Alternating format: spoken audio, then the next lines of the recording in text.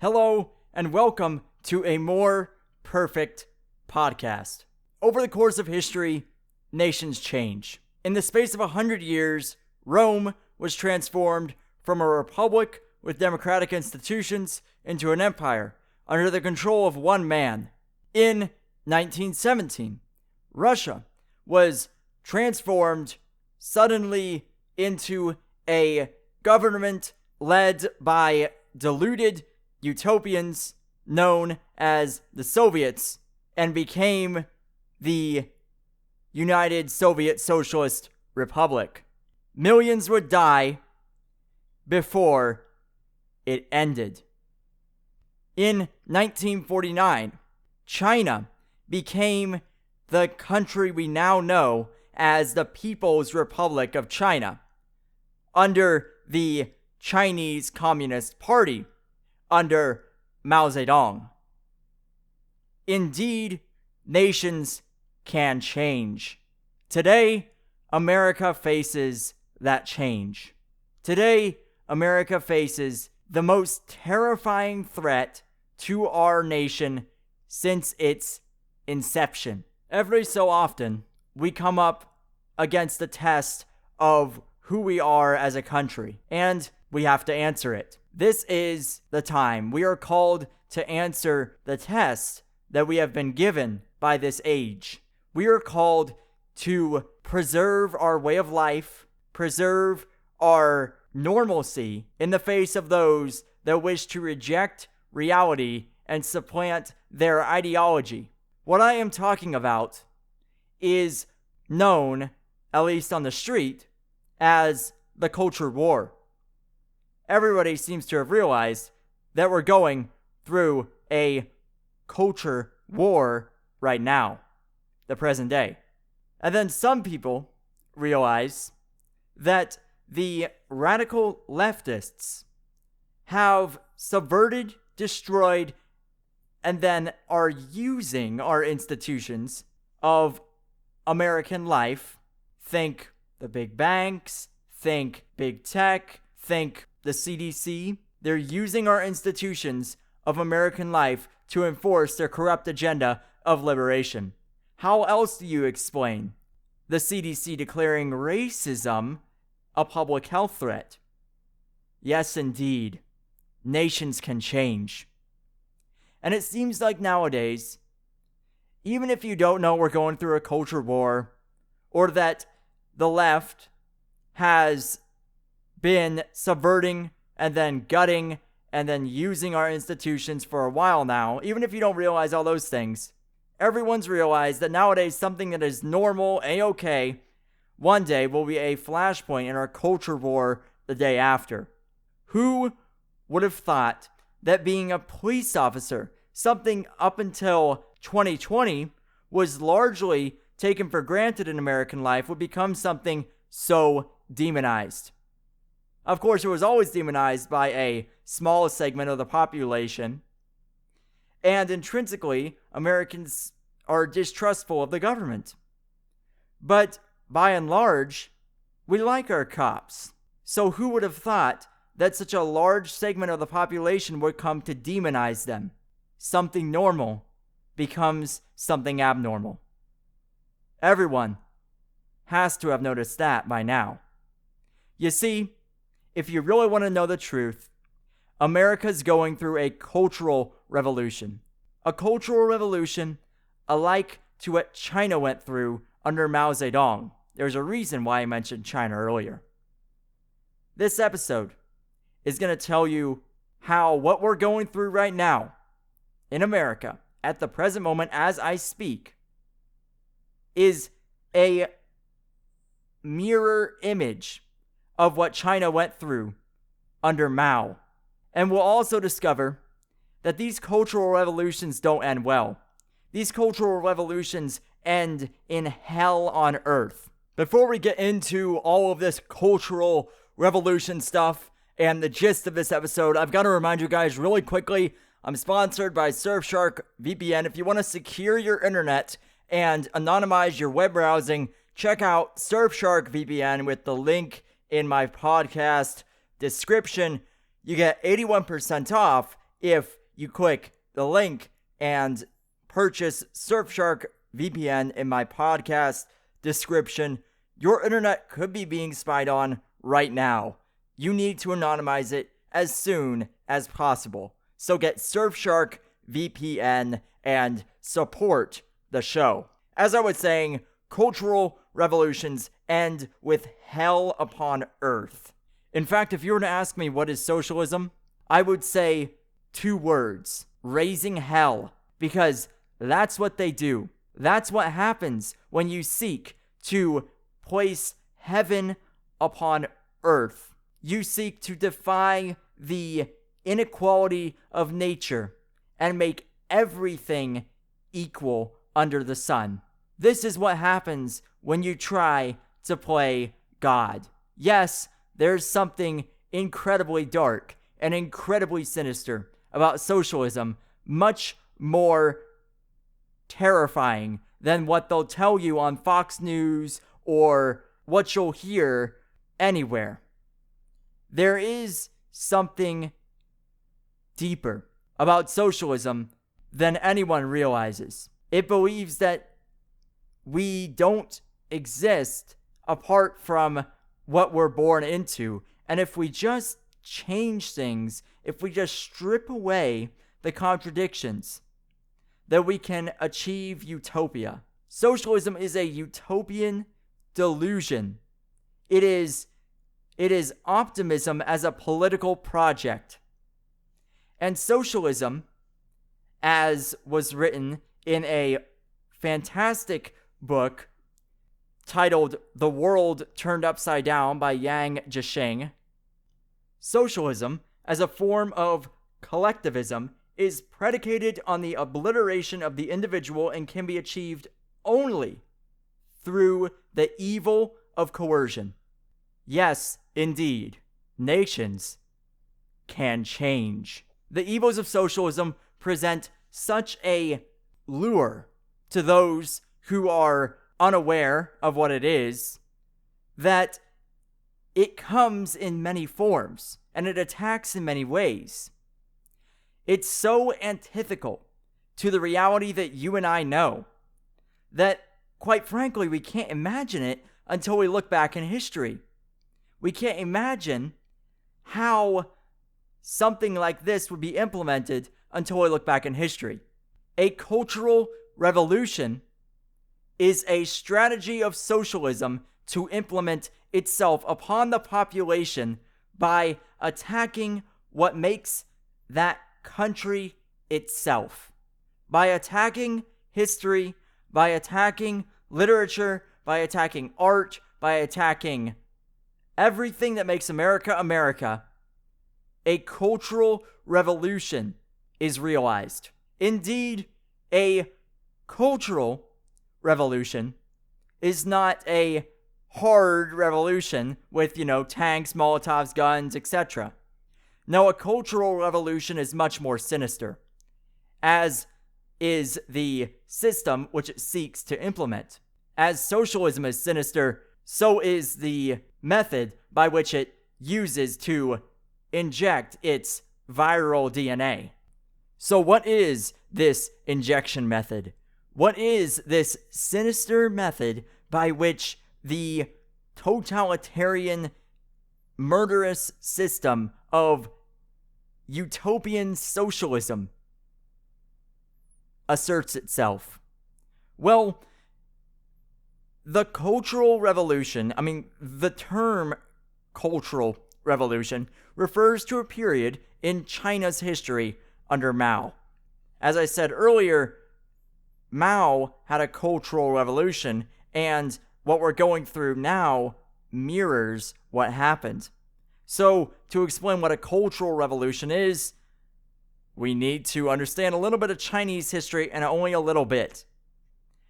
So, to understand what a cultural revolution is, I'm going to read from a book about the Cultural Revolution called Red Land, Yellow River, and it's written by Ong Zong. It'll be in the source notes if you'd like to read it for yourself.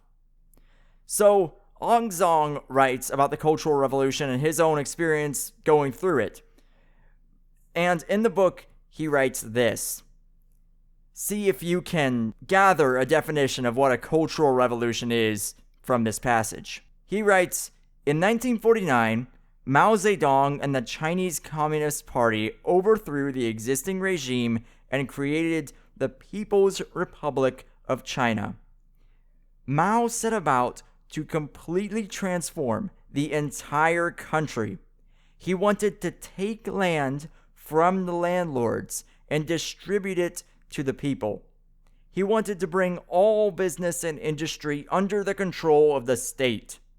His reforms were drastic and sudden and led to great confusion, but he pushed ahead. In 1966, Mao decided that his revolution had not gone far enough. People's thinking hadn't changed. What do you know? People actually like to, live and prosper. The delusions of socialism. Where was I? So he launched the next phase of reform, the Cultural Revolution. Mao wanted to get rid of China's old ideas, old customs, old culture, and old habits and replace them with new, better ones. The old ideas, he said, were held by the bad blacks. Property owners, intellectuals, writers, artists, factory owners, and even officials or cadres of the Communist Party who were using their position to gain special privileges. Basically, think corrupted bureaucrats of the Communist Party. The new ideas, meaning Mao's ideas, the new ideas were held by the good Reds, the peasants, workers, and members of the army. So what is a cultural revolution? It's the abolition of old ideas, customs, culture, and habits, and the replacement of those things with socialist simulacrum. So the question becomes, how do you get an entire civilization to reject those things, the old habits, customs, all that stuff? How do you get them to reject that and embrace crappy socialist versions of the same thing? How do you do that? Well, they're obviously not going to do it on their own. You have to do it by the coercive methods of socialism. Socialism is always precipitated by coercion. It's never very popular. It seems like it complains and complains and complains about a minority holding power, and then suddenly, when the socialists take power, it's a minority holding even more absolute power. It's kind of like a projection almost, but I digress. How do you get people to do that? Well, with some seriously subversive methods.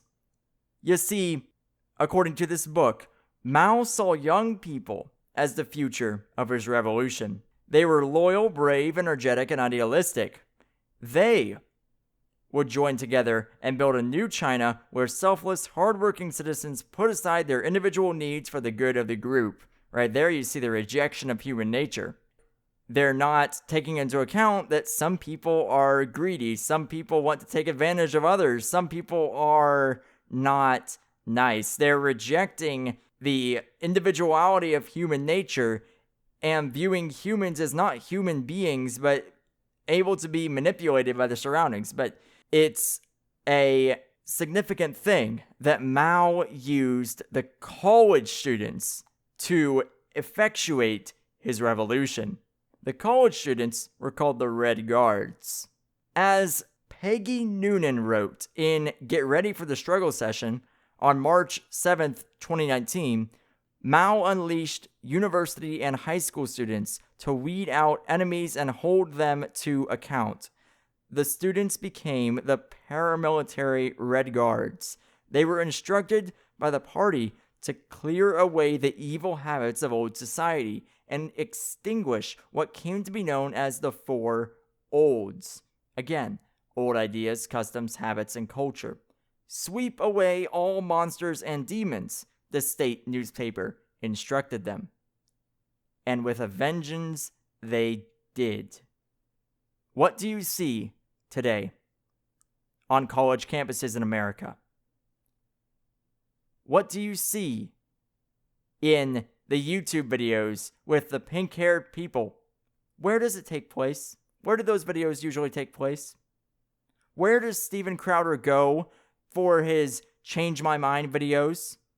What was the average age of the revolutionary in the summer of 2020? It was the college students. It's my generation. We are the Red Guards. The college students were China's Red Guards. The college students are America's Red Guards. This is the very first similarity between Mao's Cultural Revolution and the American Cultural Revolution. It's being effectuated by the same group of people.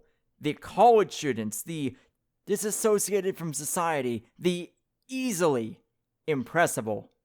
Lenin once said that, "Give me 4 years to teach the children, and the seed I have sown will never be uprooted." It's the same strategy, people. The Red Guards are today's progenitors of socialism, and the Red Guards are those who are coming out of our universities into the world to destroy it. The universities are creating activists, not academics. You need to realize this before it's too late. Another way that Mao's Cultural Revolution in China is similar to our own is the humiliation of professors of the university which don't serve the revolution at hand. Under Mao's Cultural Revolution, only the right ideas could be taught. Only Mao's ideas were to be taught in schools.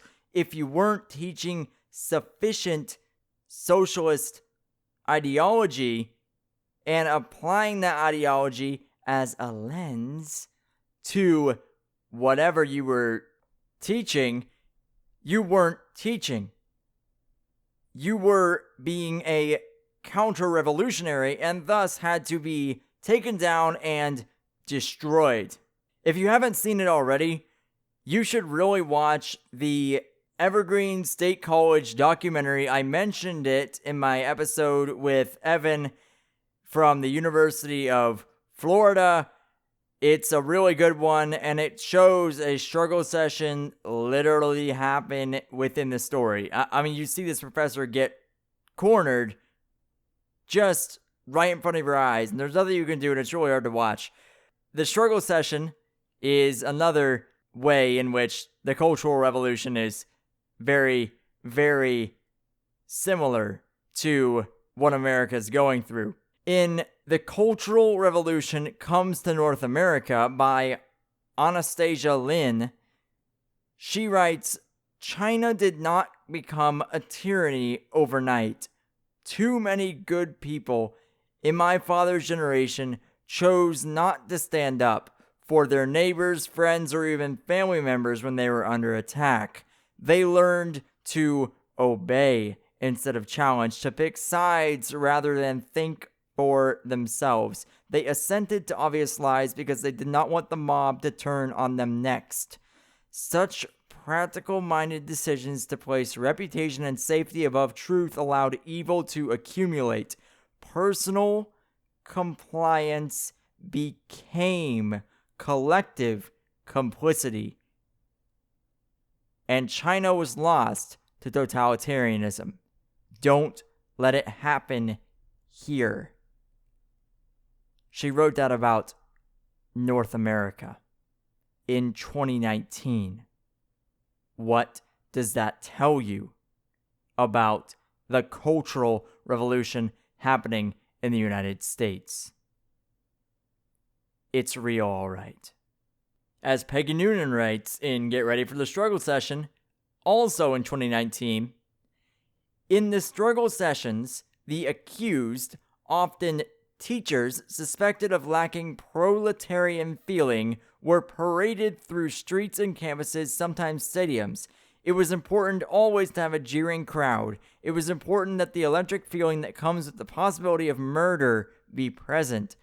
Dunce caps, sometimes wastebaskets, were placed on the victims' heads, and placards stipulating their crimes hung from their necks. The victims were accused, berated, and assaulted. Many falsely confessed in the vain hope of mercy.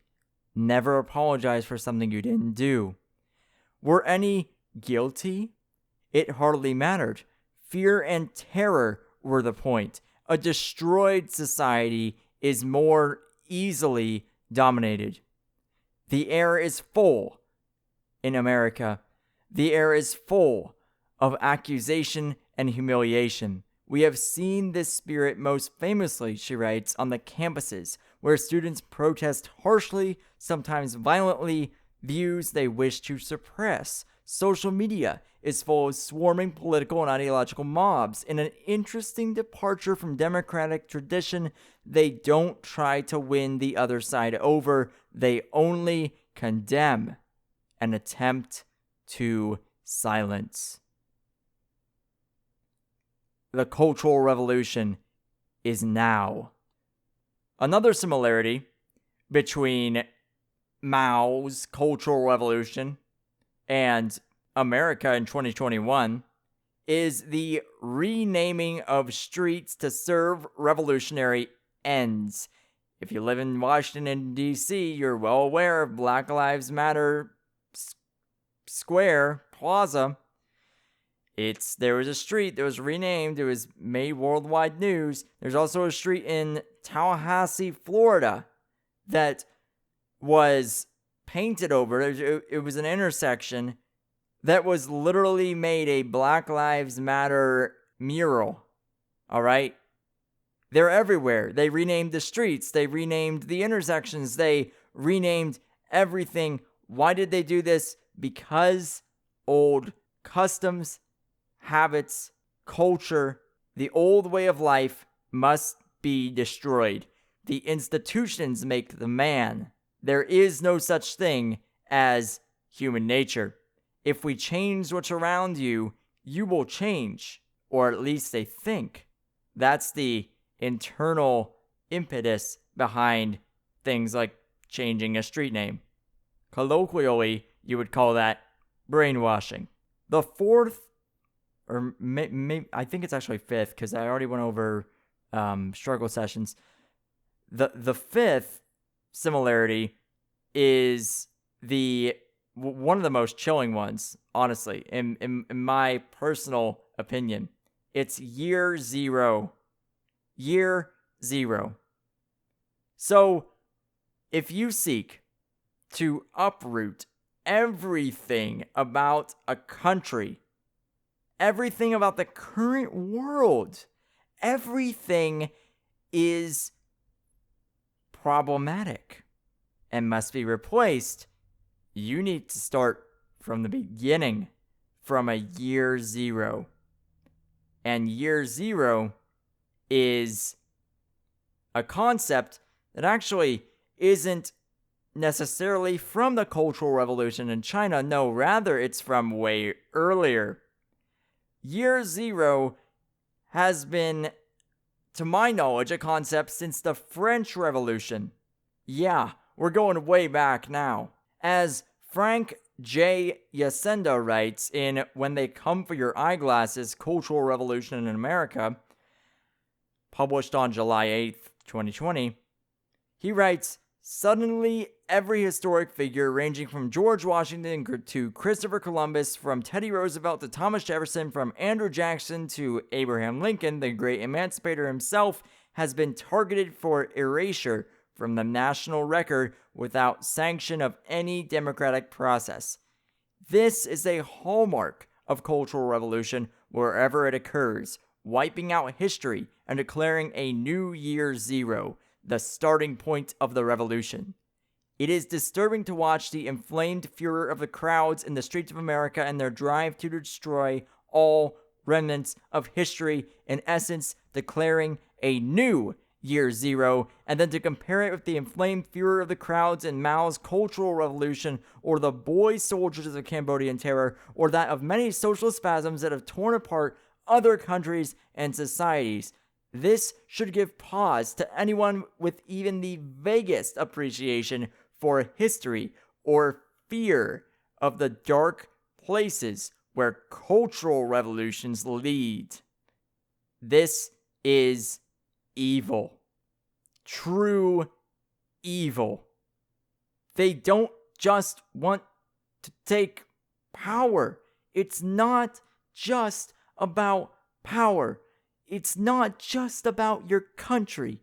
It's about reforming the world, restarting time itself from a new beginning, a godless beginning, a revolutionary beginning.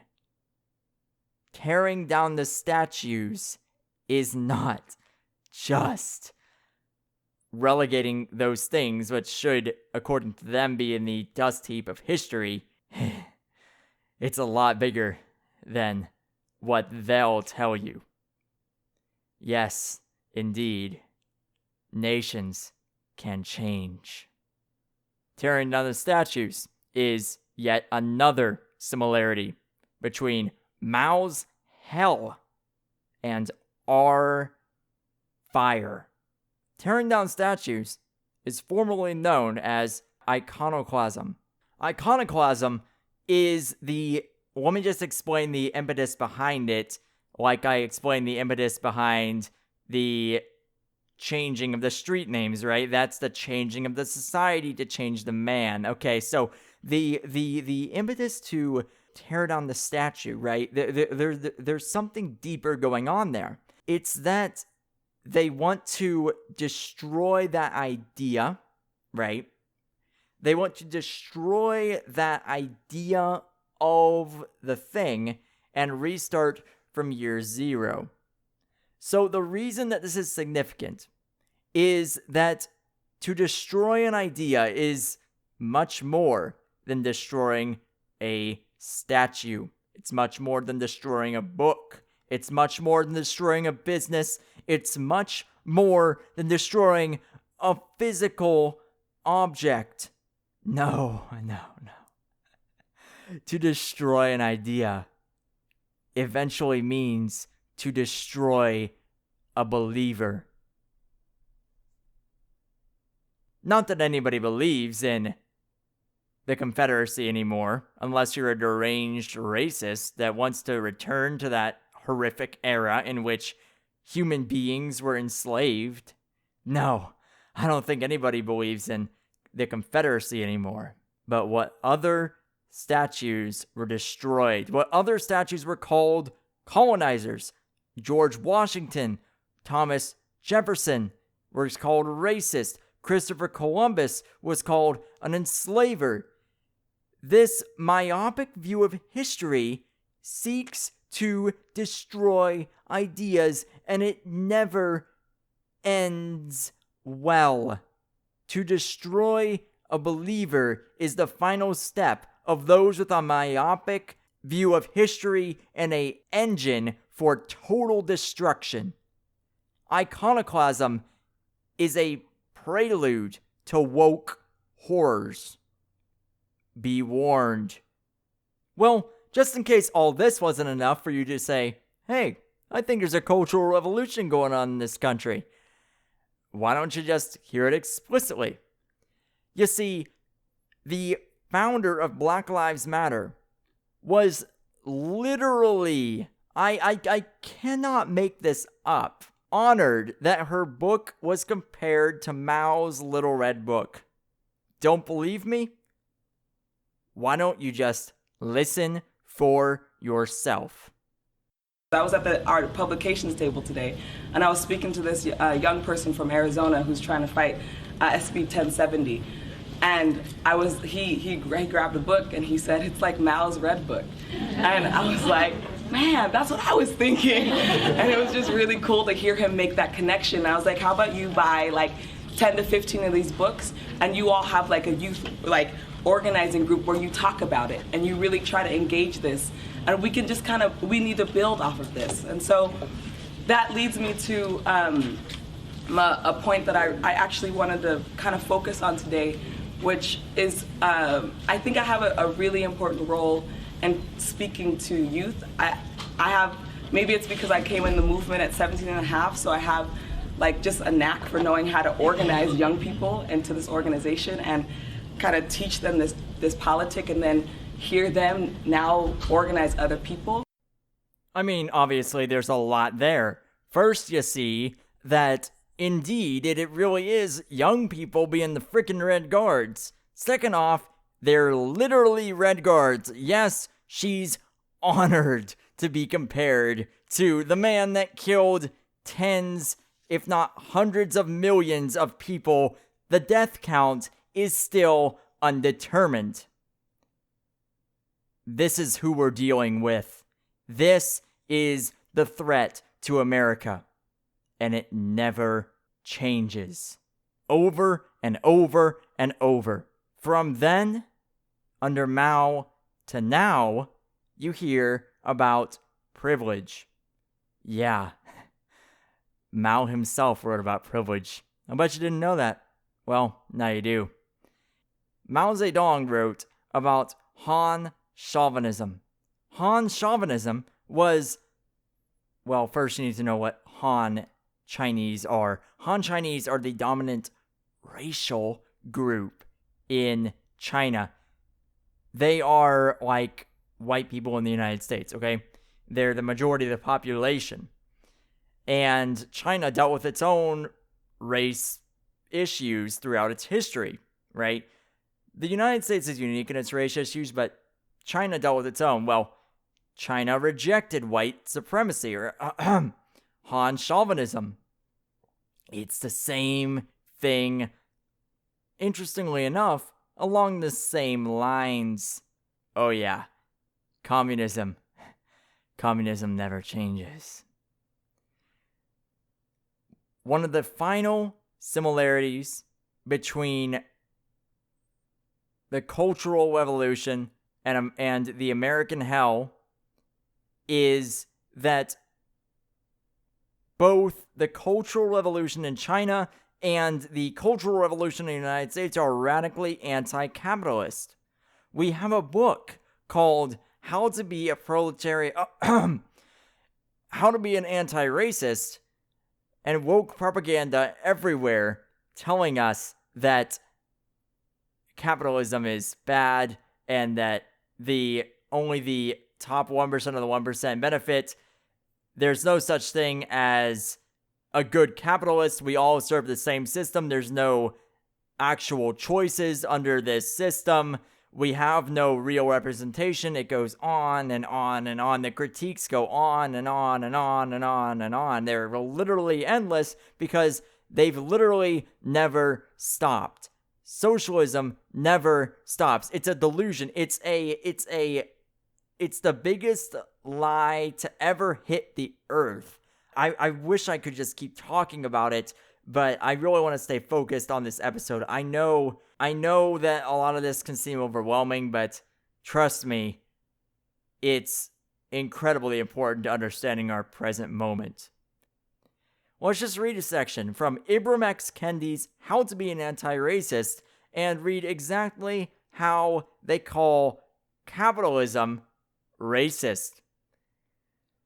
To love capitalism is to end up loving racism, Kendi writes. To love racism is to end up loving capitalism. The conjoined twins are two sides of the same destructive body. The idea that capitalism is merely free markets, competition, free trade, supplying and demanding, and private ownership of the means of production, operating for a profit, is as whimsical and ahistorical as the white supremacist idea that calling something racist is the primary form of racism. Popular definitions of capitalism, like popular racist ideas, do not live in historical or material reality, Kendi writes. He says, capitalism is essentially racist, racism is essentially capitalist. There's how to be an anti-racist. You want to know what an anti-racist is? It is a proletariat. An anti-racist is a critical race theorist. An anti-racist is a liberal. An anti-racist is a liberator. An anti-racist is a social justice warrior. All of those things are communist revolutionaries. Change the language, they surely won't detect us now.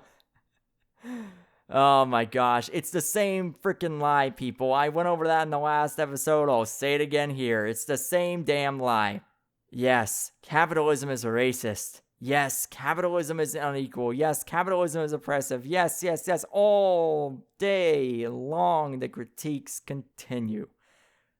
But the similarities finally show themselves, don't they? Yes, indeed. We are going through a cultural revolution, and we must stop it. You know, some people think that this is all going to blow over. Some people think that socialism died with the USSR.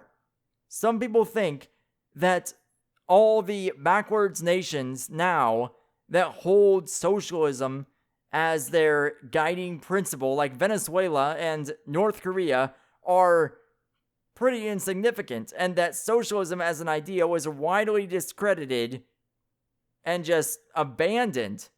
Everyone knows it was discredited, but most people think it was abandoned for the most part when the USSR fell. To those people who think that this moment will blow over, that think that all of this is just gonna end one day and it's all just gonna go away, let me read you this.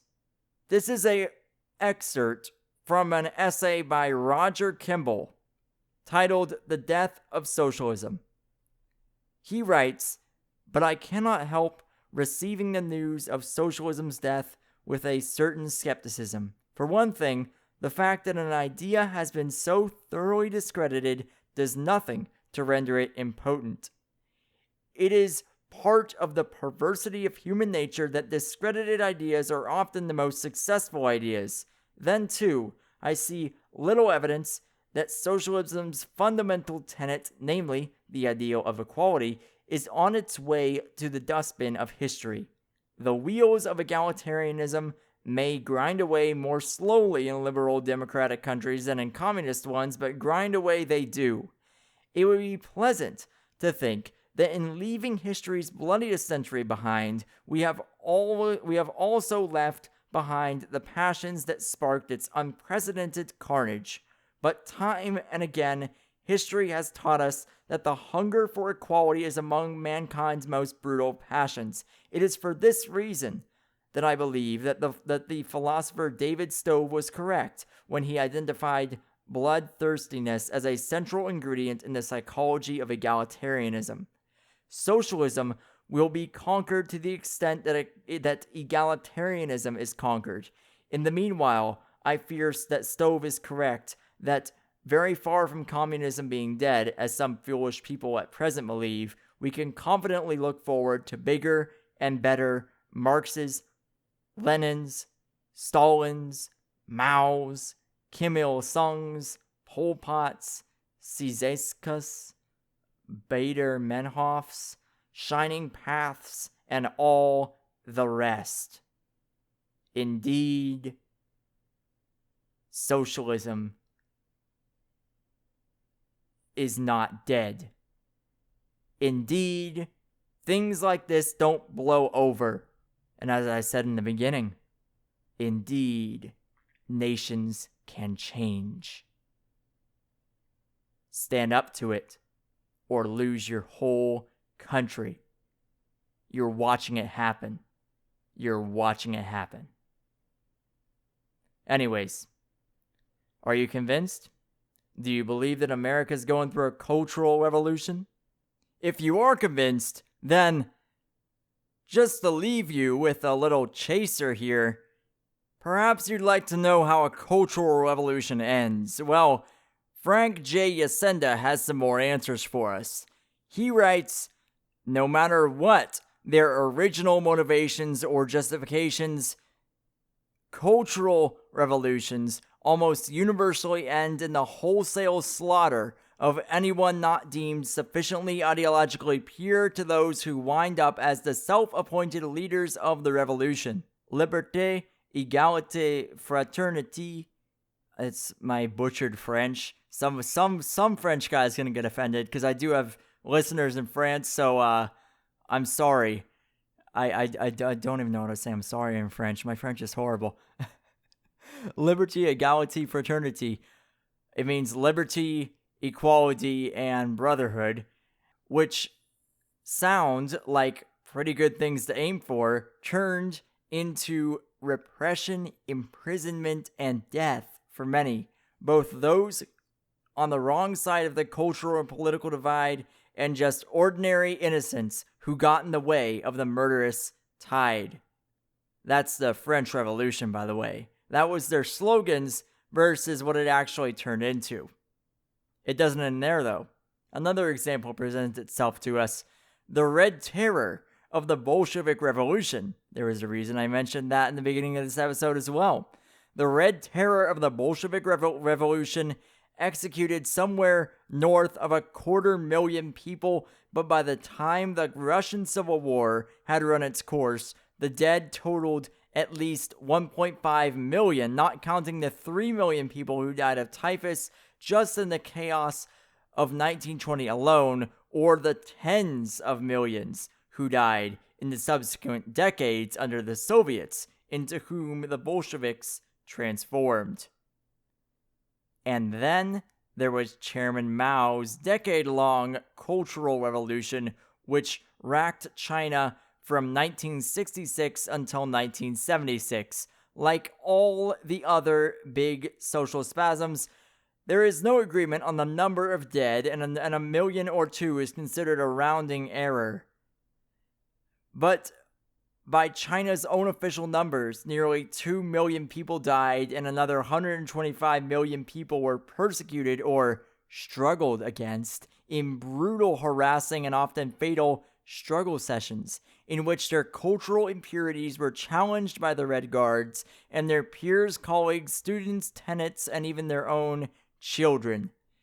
If all those who died as a result of the revolutionary insanity promulgated by Mao over the decades are included, estimates run as high as 80 million dead. That's how cultural revolutions end up. Don't let it happen here. I ask you again, are you convinced there is a cultural revolution going on? If so, you might want to protect yourself. You might want to anonymize what you're viewing online. Well, have I got a deal for you. Surfshark VPN can help you do just that. You see, as the leftists have executed a war of attrition over our society, they've taken over the institutions. And big tech, as most people know by now, is incredibly biased and left-leaning. Considering what you know now about socialism and the effects of leftism throughout history, and hopefully I've convinced you that we're going through a cultural revolution right now akin to what Mao went through, akin to what Mao's China went through, hopefully I've convinced you of that. Then, do you really trust your internet browsing to these leftist institutions? I wouldn't. You gotta get Surfshark VPN. 81% off of Surfshark. It's a bit of a tongue twister. Surfshark VPN. If you go and purchase it using the link in my bio. Not only that, but you help me to reach people with the truth about what's going on in our country. So it would really help me out, and I can create content that you're going to love. So it's a win-win. I mean, you anonymize your internet, you get to listen to me. It's great. I mean, it's so cool. It is so incredibly cool. So check out Surfshark VPN if you want to anonymize and secure your internet. Apart from that, I gotta be honest with you guys. I'm having a bit of trouble posting on social media. My posts aren't seen by my own followers. I need your help. I need your help to tell your friends about this, even one friend. If you can tell one friend about what I say, it would mean the world to me. It helps this podcast grow because I can't grow the traditional way. All the social medias are suppressing what I say. I've talked about this again and again on this podcast, but it's really hard for me to advertise, and honestly, I really wish I could just say leave a review, but I need you to tell your friends about this podcast. I need it, okay? If you could tell a friend or family member about this podcast, I would really appreciate it. As always, if you review this podcast on Apple Podcasts, if you like this episode, if I convinced you that we are going through a cultural revolution, then leave a good review. Leave a good review. Tell me what you want to see on this podcast. I read those reviews. They are some of the best things that I look forward to every day. You know, I legit check it, and I was like, did anyone leave me reviews? It's a really good thing. So leave a review. Tell your friends. Until next time, have a more perfect day.